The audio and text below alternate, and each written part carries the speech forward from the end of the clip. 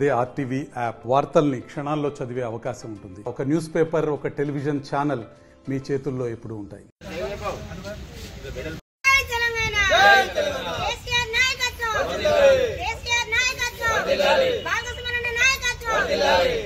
Revanth Reddy down down, Revanth Reddy down down, CM down down, CM down down, CM down down. ఇదేం పాలన, ఇదేం పాలన, దొంగల పాలన, ఇదేం పాలన.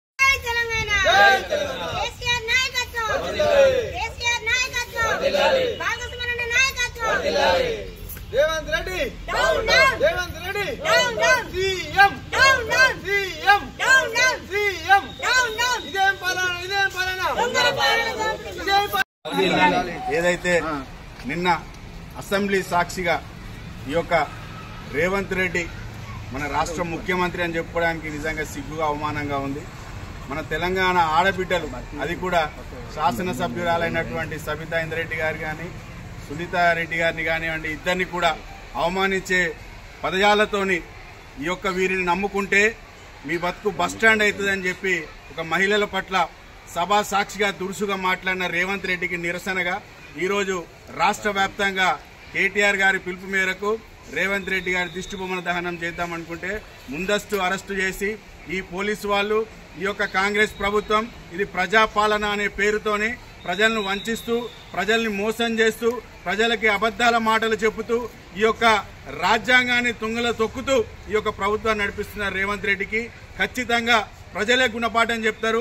మరీ ముఖ్యంగా మహిళల్ని, ఆడబిడ్డల్ని అవమానించిన ఈ రేవంత్ రెడ్డికి ఖచ్చితంగా రేపు జరగబోయే ఎటువంటి ఎన్నికలైనా కూడా భవిష్యత్తులో ఆడబిడ్డలే చెప్పుతోని కొట్టేటట్టుగా అతనికి ఓటుతోని ఖచ్చితంగా అతన్ని కిందకు దించి మరి ఆడబిడ్డలంటే రాష్ట్రంలో ఏమవుతుందో అనేది నిరూపిస్తారని చెప్తా ఉన్నాను.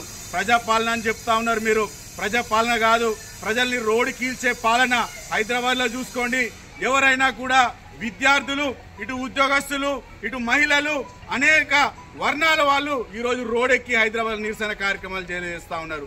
అదే ప్రజాపాలన, ప్రజలకి న్యాయం జరిగితే ప్రజలు ఎందుకు రోడ్లు ఎక్కుతారని నేను ఒక్కసారి ఆలోచించాలి. బట్టి విక్రమార్క గారు పదవులు పార్టీ మార్చి పదవులు అనుభవిస్తున్నారు అంటున్నారు. ఒక్కసారి మీరు ఆలోచించండి. ఈ రోజు రేవంత్ రెడ్డి గారు ఏ పార్టీ నుండి ఏ పార్టీకి వచ్చిండ్రు, ఏ పార్టీ కింద నువ్వు పనిచేస్తున్నావు, ఏ వ్యక్తి కింద నువ్వు పనిచేస్తున్నావు, ఒక్కసారి బట్టి విక్రమార్క గారు ఆలోచించాలి.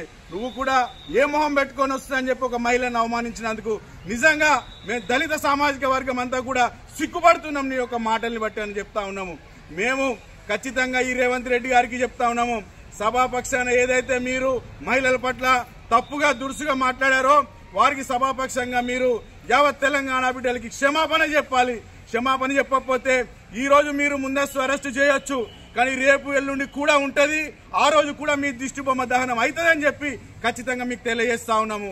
ఎన్ని రోజులు అరెస్ట్ చేసినా ఒక్క రోజు మాత్రం మళ్లీ చెన్నూరు నియోజకవర్గంలో రేవంత్ రెడ్డి దిష్టిబొమ్మ దహనం చేయడం ఖచ్చితంగా ఇది జరుగుతుందని చెప్తా ఉన్నాను.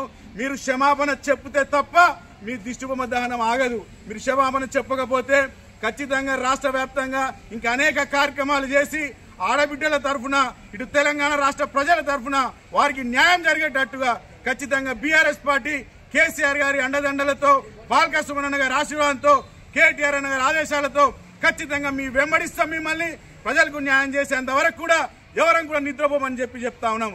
జై తెలంగాణ, కేసీఆర్ గారి నాయకత్వం, బాలకృష్ణ గారి నాయకత్వం. మరిన్ని వీడియోస్ కోసం ఛానల్ ని సబ్స్క్రైబ్ చేయండి. లేటెస్ట్ అప్డేట్స్ కోసం వాట్సాప్ ఛానల్ ని ఫాలో చేయండి. అండ్ లింక్ డిస్క్రిప్షన్ లో ఉంది.